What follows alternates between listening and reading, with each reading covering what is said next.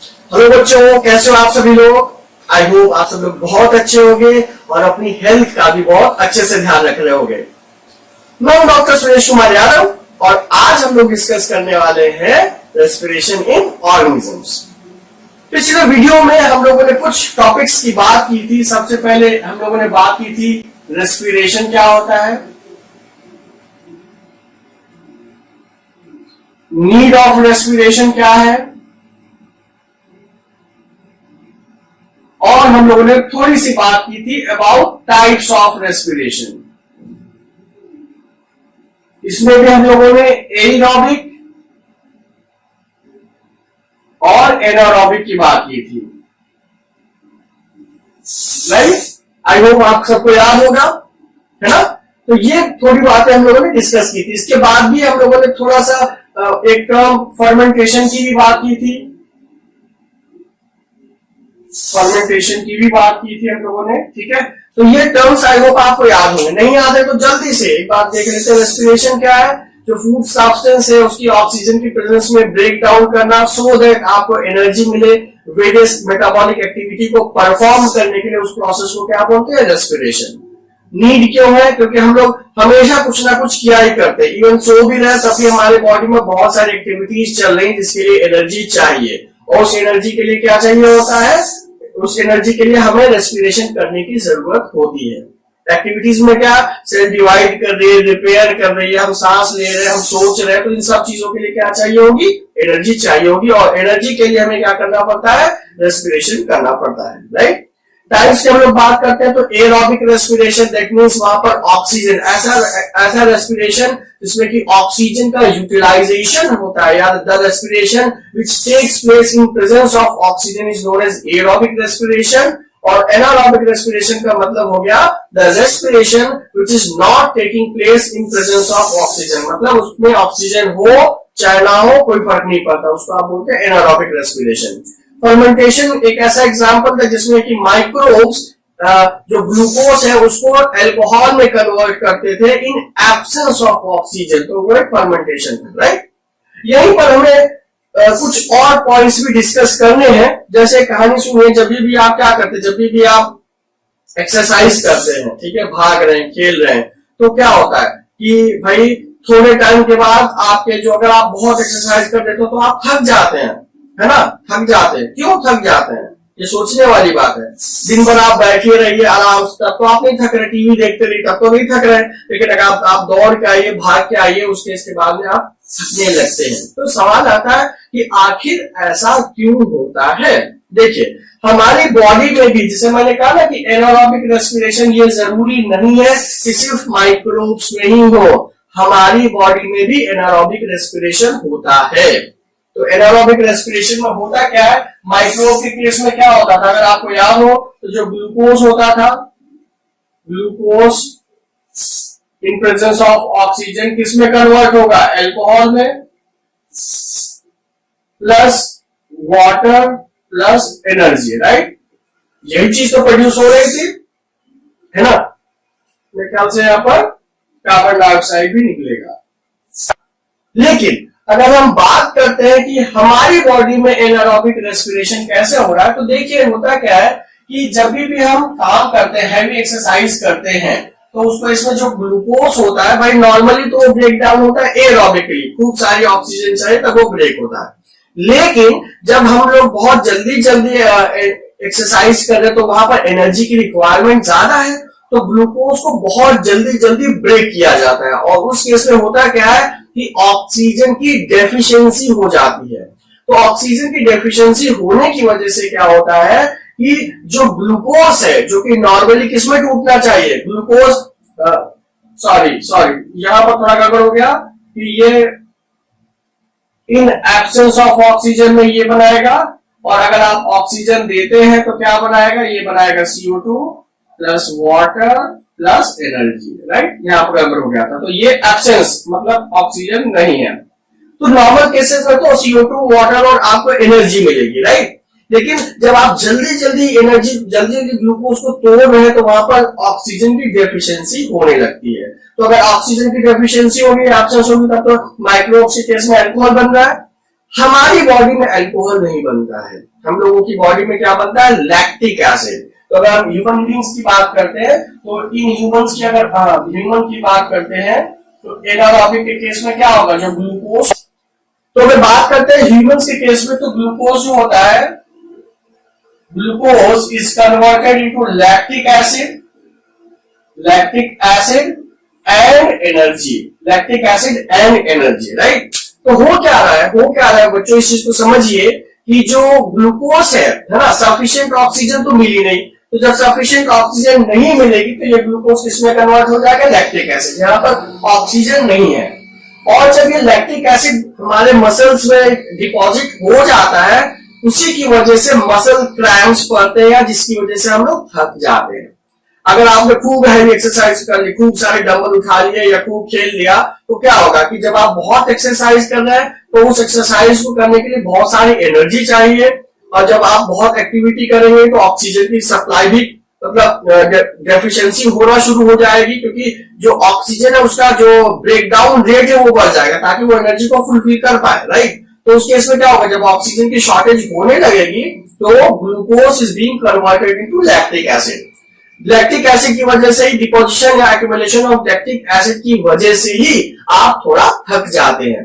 फिर क्या होगा, थक गए, थोड़ी देर आप बैठे, आप लेटे, आराम किया, क्या होगा, लैक्टिक एसिड होगा। जब भाई और एक्सरसाइज और एनर्जी की जरूरत तो है नहीं, तो ऑक्सीजन का वो ग्लूकोज का ब्रेकडाउन कम हो जाता है, तो मतलब जो ऑक्सीजन पहले कम पड़ रही थी अब वो सफिशिएंट अमाउंट में है, तो धीरे धीरे लैक्टिक एसिड को भी क्या करती है, डिग्रेड करना शुरू करती है, तो आपकी थकावट कम हो जाती है। दूसरा क्या, जो मसल क्रैम्प्स पड़ते हैं, जो नस चढ़ जाती है वगैरह वगैरह, इस तरीके से आप कहते हैं मसल क्रैम्प्स, तो उसमें क्या करते हैं, मालिश करते हैं, मसाज करते हैं, और या हॉट वाटर रखते हैं। तो मसाज करने से भी हो क्या रहा है, ब्लड सर्कुलेशन बढ़ता है।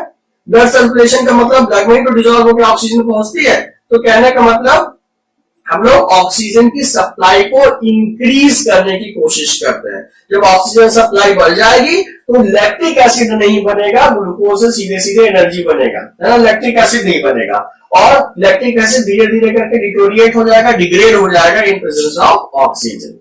ठीक है, तो जो कॉमन क्वेश्चन है कि जैसे मान लीजिए कि हम क्यों थक जाते हैं, why we are tired after heavy exercise, it is because of accumulation of lactic acid. और लैक्टिक एसिड बना क्यों, क्योंकि हमारी बॉडी में ऑक्सीजन की जो क्वांटिटी है वो कम पड़ने लगी, एज ए रिजल्ट कि यहाँ पर ग्लूकोज जो है लैक्टिक एसिड में ब्रेक हो रहा था। और कैसे सही होगा, अपने आप, जब आपकी एनर्जी रिक्वायरमेंट कम होगी तो मतलब ग्लूकोज को जबरदस्ती तोड़ना नहीं पड़ेगा इन एब्सेंस ऑफ ऑक्सीजन, तो धीरे धीरे करके क्या होगा, लैक्टिक एसिड का फॉर्मेशन कम होगा, और जो फॉर्म हुआ है वो भी धीरे धीरे डिग्रेड हो जाएगा, डिटोरिएट हो जाएगा, जिससे आपको थोड़ी देर के बाद रिलीफ मिलता है। ठीक है, ओके।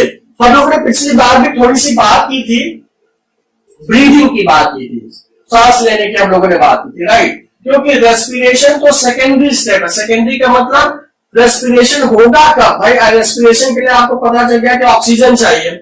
ऑक्सीजन आएगी कहां से, जब आप ब्रीद इन करोगे, सांस लोगे, तभी तो ऑक्सीजन अल्टीमेटली पहुंचेगी। तो आज हम लोग डिटेल में पढ़ते हैं अबाउट ब्रीदिंग,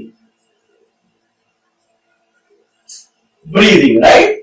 तो ये जो है, this is the first part of respiration. मतलब आप ये कह सकते हो कि अगर हम सांस ले रहे हैं, अगर हम ब्रीद कर रहे हैं, उसके बाद ही नॉर्मल रेस्पिरेशन हो पाएगा, क्योंकि ऑक्सीजन तो हम ब्रीद करेंगे तभी तो ऑक्सीजन पहुंचेगी ना। आप सोचो ब्रीद ही नहीं करें तो क्या ऑक्सीजन पहुंच पाएगी लंग्स तक, नहीं पहुंच पाएगी।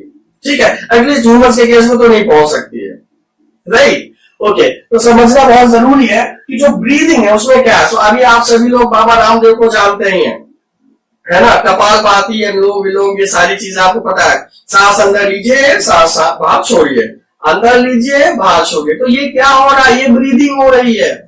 तो ब्रीदिंग जो है बेसिकली जो गैसियस, जो रेस्पिरेटरी गैसेस है। अब रेस्पिरेटरी गैसेस कौन सी होती है, दो गैसेस है, एक ऑक्सीजन, एक कार्बन डाइऑक्साइड। ऑक्सीजन यूटिलाइज होगी, कार्बन डाइऑक्साइड फॉर्म होगी। तो जो एक्सचेंज ऑफ रेस्पिरेटरी गैसेस है उसी वो आता है किसमें, अंडर ब्रीदिंग। तो जब आप सांस अंदर लेते हैं, वो क्या रहा है कि आपने बहुत सारी एयर को इनहेल किया, अंदर लिया। तो जो सांस अंदर लेने की जो प्रोसेस है, ब्रीदिंग इन जिसको बोलते हैं, ब्रीद इन, ब्रीद इन को हम लोग क्या बोलेंगे, ब्रीद इन को बोलेंगे इनहेलेशन, इनहेलेशन, राइट। और ब्रीद आउट तो क्या बोलोगे, एक्सहेलेशन। ब्रीद आउट को आप क्या बोलोगे, एक्सहेल। ब्रीद आउट को आप क्या बोलोगे, एक्सहेलेशन, राइट। तो ब्रीद इन, ब्रीद आउट, ठीक है। तो ये सभी लोग आजकल योगा करते होंगे, तो ये उसमें बहुत सारा तो है ही है, सांस को अंदर लेना और सांस को बाहर छोड़ना। अब जरा यहाँ पर जो बच्चे गलतियां करते हैं उस पर थोड़ा सा डिस्कशन करते हैं। बहुत सारे बच्चे कहते हैं इनहेलेशन का मतलब टेकिंग इन ऑक्सीजन।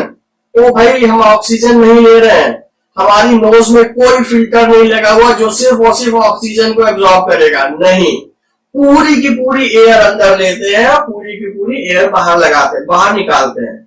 हाँ, पॉइंट क्या है, आप सभी को पता ही है कि जो एयर का पोजीशन है उसमें नाइट्रोजन बहुत सारा लगभग हम मान ले रहे हैं 80% है, और ऑक्सीजन जो है लगभग 20% है। अगर आप इसको और सही करना चाहते हो तो 79 कर दीजिए, ये 20% कर दीजिए, राइट। तो ये क्या होगा कि अभी शुरुआत में जब आप इनहेल करते हैं तब तो ये कंपोजिशन है, और इसमें जो CO2 होता है ये बहुत ही कम होता है, बहुत ही कम। इसको 79 ही कर देंगे तो आप कहेंगे 100% से ऊपर कैसे हो गया, 0.03%, राइट। बहुत ही कम होता है, बहुत ही कम इनहेलेशन में। लेकिन जब आप एक्सहेल करते हैं तो नाइट्रोजन तो एज सच रहेगा, उसमें बहुत सारा चेंज नहीं होता है। ऑक्सीजन में ड्रास्टिक चेंज होता है कि ऑक्सीजन बहुत सारा जो होता है वो यूटिलाइज हो जाता है, तो लगभग 20% की बजाय ये मैक्सिमम अमाउंट यूटिलाइज हो जाएगा। और जो CO2 है वो जो बहुत कम था इनहेलेशन में, जब एक्सहेल करते हैं तो वहां पर जो CO2 है लगभग 4% हो जाता है। वो एक्सहेल मतलब कि अगर आप रफ एस्टिमेशन की बात करते हैं, अगर हम डेटा ना करके हम ये करें कि यहाँ पर जैसे ऑक्सीजन जो है वो सफिशिएंट था, काफी ज्यादा था, और यहाँ पर ऑक्सीजन बहुत कम होगा, ऐसा कतई नहीं होता है कि पूरी की पूरी ऑक्सीजन यूटिलाइज होगी, थोड़ी बहुत जरूर बच जाती है। जो आप एक्सहेल करते हो उसमें भी थोड़ी बहुत ऑक्सीजन जरूर होगी। जो इनहेल करते हो उसमें जो कार्बन डाइऑक्साइड है उसका कंटेंट कम है, लेकिन जो एक्सहेल करते हो उसमें कार्बन डाइऑक्साइड का कंटेंट बहुत ही ज्यादा है, इसके कंपैरिजन में बहुत ही ज्यादा है। इसके अलावा क्या है, वाटर वेपर का फर्क पड़ता है। आप ठंडक में देखते हैं ना, शीशे के सामने करते हैं तो क्या होता है, वहां पर फ्रॉस्ट जम जाती है, कैसे आ गई, क्योंकि जो वाटर वेपर निकल रहा है अंदर से। तो वाटर वेपर का कंटेंट एक्सहेल्ड एयर में ज्यादा है, ये इनहेल्ड एयर और ये एक्सहेल्ड एयर, राइट। एक पॉइंट समझ में आया।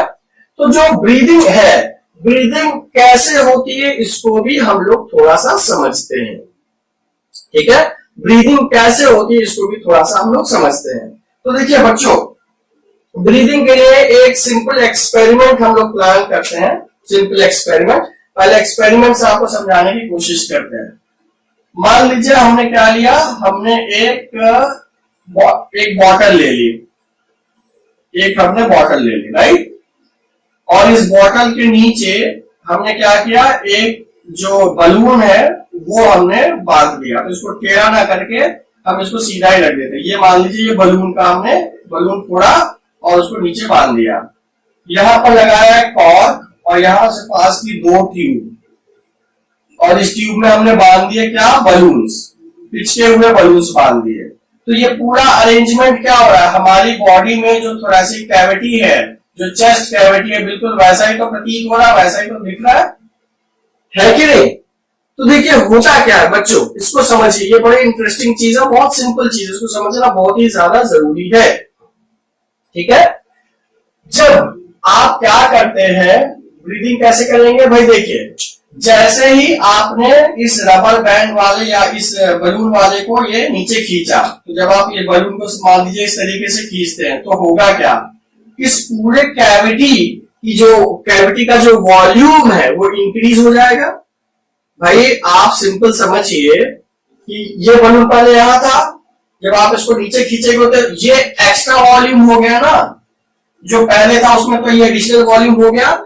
और जब वॉल्यूम बढ़ता है तो जो प्रेशर होता है वो डिक्रीज होता है, वॉल्यूम बढ़ेगा तो प्रेशर डिक्रीज होगा। अब ये कैसे पता कि वॉल्यूम बढ़ेगा तो प्रेशर डिक्रीज होगा, भाई आप एक काम करिए, आप एक छोटी मतलब एक बलून लीजिए, 1 रुपए वाला बलून लीजिए जो छोटा होता है, और एक 10 रुपए वाला बलून लीजिए जो बहुत बड़ा होता है, यही तो होगा। इस बलून में आप 10 बार पूरी ताकत से फूंकिए, 10 बार, ठीक है, और इस बलून में आप 10 बार फूंकिए, कौन सा बलून ज्यादा टाइट होगा? ये वाला टाइट होगा, क्योंकि इसका वॉल्यूम कम है। जब वॉल्यूम कम है, 10 बार दोनों में फूंका, जब वॉल्यूम कम है तो क्या होगा? बहुत टाइट होगा। लेकिन इस केस में वॉल्यूम ज्यादा है तो ये बहुत ही पिच को टाइट होगा, मतलब बहुत ही लूज होगा, राइट। तो कहने का मतलब ये हो गया बच्चों कि जब आपने वॉल्यूम बढ़ाया थोरेसिक कैविटी का या इस चैम्बर का, जब आपने वॉल्यूम बढ़ाया तो अंदर का प्रेशर क्या हो जाएगा? कम हो जाएगा। होगा कि नहीं होगा? और जब अंदर का प्रेशर कम है तो जो बाहर से एयर है वो क्या हो जाएगी? वो अंदर की तरफ भाग के आने की कोशिश करेगी। और ये कब तक होगा? जब तक कि अंदर का प्रेशर और बाहर का प्रेशर बराबर नहीं होता। चेस्ट कैविटी, थोरेसिक कैविटी का जो प्रेशर है और एटमॉस्फेरिक प्रेशर जब तक बराबर नहीं होगा तब तक एयर अंदर जाती जाएगी, राइट। एज ए रिजल्ट क्या होगा कि ये जो बलून है ये थोड़े से क्या हो जाएंगे? फूल जाएंगे, ठीक है। तो ये किस तरह से बिहेव कर रहा है? ये इनहेलेशन, सांस अंदर गई, है ना। अब दूसरा एग्जांपल देखिए। अब क्या कीजिए आप बच्चों, अब क्या कीजिए, इसी बलून को जो ये था इसको अंदर की तरफ पुश कीजिए।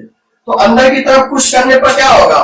वॉल्यूम डिक्रीज हो जाएगा ना भाई। पहले इनिशियल वॉल्यूम इतना था, अब आपने क्या किया? उसको बहुत अंदर की तरफ प्रेस कर दिया, तो क्या होगा? वॉल्यूम और डिक्रीज हो जाएगा। वॉल्यूम और क्या हो जाएगा? डिक्रीज हो जाएगा। जब आप अंदर की तरफ प्रेस करेंगे तो इतना वॉल्यूम तो कम हो गया ना। और तो जब वॉल्यूम कम हो जाएगा तो क्या होगा? अंदर का प्रेशर बढ़ जाएगा। फिर से इसी बलून वाले पर एग्जांपल आ जाइए। भाई अभी 10 बार फूका था, ये बहुत टाइट था, ये बहुत लूज था। इसको टाइट कैसे कर सकते हैं? आप बलून लीजिए, उसको पिचकाते चले जाइए, मतलब उतनी ही एयर को आप लिमिटेड क्वांटिटी में कर दीजिए, इतना आप दबा दीजिए, तो क्या होगा? ये जो बलून होगा इसके बराबर टाइट हो जाएगा, मतलब प्रेशर बढ़ गया।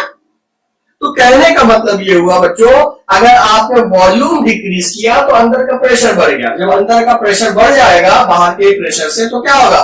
जो ये बलून्स है ये पिचक जाएंगे, ये बलून्स क्या होंगे? ये पिचक जाएंगे। और जब पिचकेंगे तो क्या होगा? अंदर की एयर क्या हो जाएगी? बाहर हो जाएगी, है ना। तो ये किसको रिजेंबल कर रहा है? एक्सेलेरेशन। पहला हो जाता है इनहेलेशन, जब एयर अंदर जाती है बॉडी के वो होता है इनहेलेशन, और जब एयर बॉडी से बाहर जाती है तो उसको बोलते हैं एक्सेलेरेशन, ठीक है। दूसरा एग्जांपल देखिए, दूसरा एग्जांपल, है ना। अगर आपको ये सब नहीं समझ में आ रहा है, दूसरा एग्जांपल देखिए। एक प्लास्टिक की बोतल है, कोल्ड ड्रिंक की बोतल। ये कैसी बोतल हमने बना दीजिए, मान लीजिए कोल्ड ड्रिंक की बोतल है, राइट। इस पर आप क्या कीजिए, एक जो बलून है यही फिक्स कर दीजिए, ठीक है। जब आप इस बोतल को स्क्वीज करते हैं, जब बोतल को दबाते हैं तो ये बलून फूलता है, बोतल को छोड़ेंगे तो बलून पिचक जाएगा, यही तो होता है ना। आखिर दबाने से पिचका क्यों सॉरी, दबाने से ये बलून क्यों फूला? जब आपने दबाया तो इसका जो प्रेशर है वो इंक्रीज हो जाएगा।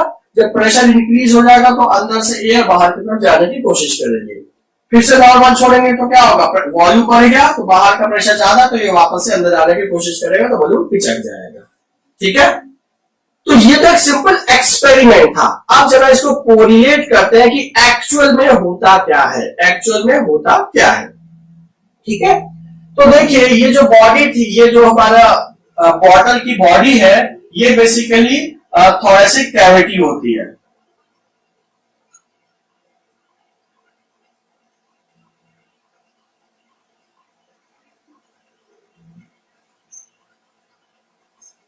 Thoracic cavity. अब ये बनी किससे होती है? आप सभी को पता है क्या होता है इसमें? रिब्स होते हैं। क्या होते हैं? रिब्स। पसलियां जानते हैं ना, सबके पसलियां होती, कहते पसली टूट गई, मुक्का हमारा पसली टूट गई, गिर गया पसली टूट गई, तो वो रिब्स ही है, ठीक है। तो रिब्स क्या होते हैं? आपने स्केलेटन देखा होगा, तो ये जो रिब केज होता है वही रिब्स होते हैं, ठीक है। और उसी रिब केज के अंदर ही ये जो हमारे डेलिकेट से लंग्स होते हैं वो प्रेजेंट होते हैं। तो एक सवाल यहां भी आ जाता है, भाई रिब्स की जरूरत क्या है? वो जब रिब्स नहीं रहेंगे, हम तो गिरते पड़ते रहते हैं, रिब्स नहीं रहेंगे तो लंग्स कब के फूट चुके होते हैं अब तक, है ना। तो रिब्स जो है वो लंग्स और हार्ट और जितने विसरल ऑर्गन्स इनके अंदर है उसको क्या करता है? प्रोटेक्ट करता है, ठीक है। तो देखिए रिब्स का आखिर इनहेलेशन और एक्सहेलेशन में क्या रोल है? जब आप सांस लेते हैं तो आप ऐसे भी कह सकते हैं, जब आप रिब्स को क्या करते हैं? कॉन्ट्रैक्ट करते हैं, तो रिब्स थोड़ा बाहर की तरफ खींचते हैं। मतलब क्या होगा? जब ये बाहर की तरफ खींचेंगे तो ये क्या होता है, इसका वॉल्यूम थोड़ा सा इंक्रीज होगा। पहली चीज ये हो गई। तो जब रिब्स कॉन्ट्रैक्ट करेंगे तो क्या होगा, जब रिब्स कॉन्ट्रैक्ट करेंगे तो वॉल्यूम क्या होगा, इंक्रीज हो जाएगा। और आपको पता ही है कि जैसे वॉल्यूम इंक्रीज होगा अंदर का प्रेशर डाउन हो गया, जब अंदर का प्रेशर डाउन हो गया बाहर से एयर अंदर आ गई। ठीक है, आप सबको सांस लेके भी देख सकते हैं। जब आपने कहा तो जो रिब केज है वो थोड़ा सा एक्सपैंड हो जाता है, जब एक्सपैंड हो गया तो अंदर का वॉल्यूम कम, बाहर से एयर अंदर, राइट। जब आप रिलैक्स होते हैं तो रिब केज नॉर्मल कंडीशन में आता है, जब नॉर्मल कंडीशन में आता है तो क्या होता है, अंदर का प्रेशर फिर से ज्यादा, एयर बाहर। आप लोगों ने बहुत बार न्यूज़पेपर में पढ़ा भी होगा कि जब भी पुलिस की भर्ती होती है या मिलिट्री की भर्ती होती है तो पहले कहते हैं कि चेस्ट की मेजरमेंट होती है, नॉर्मल और फिर फुला के। तो फुलाने का मतलब क्या हुआ कि कितना आप उसको एक्सपैंड कर सकते हैं, कितना आप उसको एक्सपैंड कर सकते हैं, राइट। तो ये समझ में आ गया होगा। अगर आप इसको रिब्स को कॉन्ट्रैक्ट करेंगे क्या मतलब क्या, इसको भी समझना बहुत जरूरी है ना। रिब्स को कॉन्ट्रैक्ट करना है तो इसको एक्चुअल में देखिए, थोड़ा सा और पीछे चलते हैं।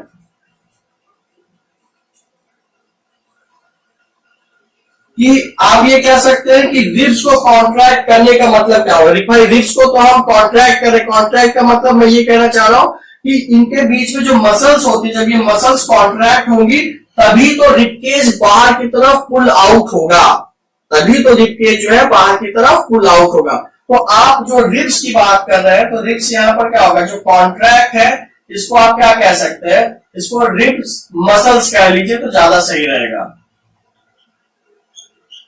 राइट। तो जब रिब मसल्स कॉन्ट्रैक्ट करेंगी तो क्या होगा, जो रिब केज है वो ओवरऑल एक्सपैंड करेगा। तो हम यहां पर और भी लिख देते हैं, रिब केज जो होगा वो ओवरऑल क्या होगा, एक्सपैंड करेगा। जब रिब केज एक्सपैंड करेगा तो अंदर का प्रेशर क्या होगा, तो अंदर का प्रेशर क्या होगा, पहले रिब केज एक्सपैंड करेगा तो वॉल्यूम इंक्रीजेस, और जब वॉल्यूम इंक्रीज होगा तो क्या होगा, प्रेशर क्या होगा, डिक्रीज होगा।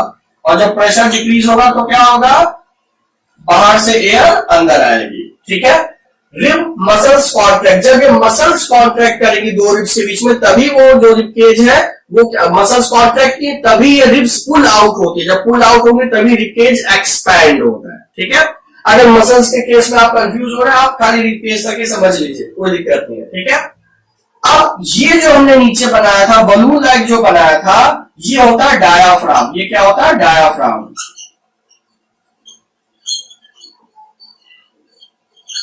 डायाफ्राम एम, ठीक है, डायाफ्राम। तो डायाफ्राम है क्या, एक जो है ये मस्कुलर लेयर कह सकते हैं आप, मस्कुलर लेयर है, राइट। तो डायाफ्राम क्या करता है, बिल्कुल जो एग्जांपल यही है कि भाई डायाफ्राम जब तक नॉर्मल कंडीशन में है, जब तक नॉर्मल कंडीशन में और एकदम स्ट्रेट नहीं रहता है, टू बी वेरी ट्रू। अगर आप बुक्स में डायग्राम देखेंगे, मैं समझ लीजिए यहां पर बनाओ तो ये जो है ये थोड़ा डूब शेप इसकी नॉर्मल है, ये नॉर्मल है। ठीक है, और जब ये मसल्स कॉन्ट्रैक्ट होती है तो वापस से इस पोजीशन में आ जाएगा, तो मतलब थोड़ा सा तो वॉल्यूम बढ़ा। तो आप यहां समझिए कि जब डायाफ्राम नीचे गया, जब डायाफ्राम नीचे गया तो क्या होगा, वॉल्यूम बढ़ा। जब वॉल्यूम बढ़ा तो अंदर थोरेसिक कैविटी का प्रेशर कम हुआ, और जब प्रेशर कम हुआ तो बाहर से एयर अंदर आ गई, बाहर से एयर क्या हो गई, अंदर आ गई, राइट। जब फिर से ये नॉर्मल कंडीशन में जाएगा तो क्या होगा, जब फिर से नॉर्मल कंडीशन में गया तो वॉल्यूम डिक्रीज हो गया। जब वॉल्यूम डिक्रीज हो गया तो अंदर का प्रेशर इंक्रीज हो गया। जब अंदर का प्रेशर इंक्रीज हो गया तो एयर फिर से बाहर चली जाएगी। ठीक है, क्या ये पॉइंट समझ में आ गया। तो अब जरा सा सिस्टमेटिकली इसको देख लेते हैं कि ये कैसे काम करता है। सिस्टमेटिकली थोड़ा सा इसको समझने की कोशिश करते हैं। ठीक है, कि आखिर पूरा का पूरा हुआ कैसे। तो सबसे पहले जो एयर है इसको भी हटा देते हैं। एयर का जो इंटरेक्शन है हमारी बॉडी से, सबसे पहले एयर कहां जाएगी, देखिए बच्चों, सबसे पहले तो जो नोज है या नॉस्ट्रिल्स, सबसे पहले क्या होगा, नॉस्ट्रिल्स में एयर जाएगी, राइट। नॉस्ट्रिल्स,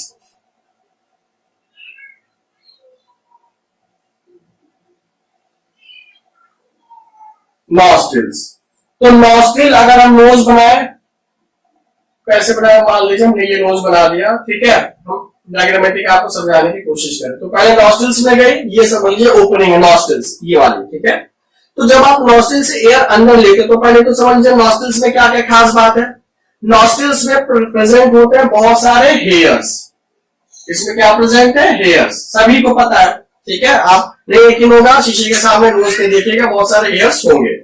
हेयर्स का पर्पस क्या है ये समझना बहुत जरूरी है। हेयर्स का पर्पस होता है कि भाई एयर में बहुत सारे डस्ट पार्टिकल्स होते हैं, बहुत सारे इस तरीके के पार्टिकल, सॉलिड पार्टिकुलेट मैटर होता है। तो हेयर्स का पर्पस होता है उन डस्ट पार्टिकल्स को ट्रैप करना, डस्ट पार्टिकल्स को ट्रैप करना ताकि वो विंड पाइप में ना चले जाए, ठीक है।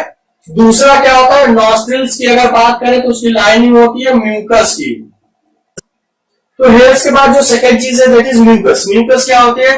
जो स्लाइमी लेयर है नोज में प्रेजेंट होती है अंदर की तरफ, तो वो क्या करती है, वो जो भी डस्ट पार्टिकल को ट्रैप किया गया वो उसी में एब्जॉर्ब करा लेती है ताकि वो बॉडी के अंदर ना जाए, ठीक है।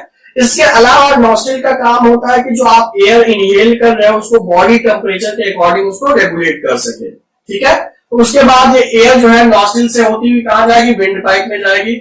विंड पाइप के बाद ये फर्दर कहां जाती है? ये जाती है लंग्स में, ये जाती है यहां पर लंग्स में, राइट।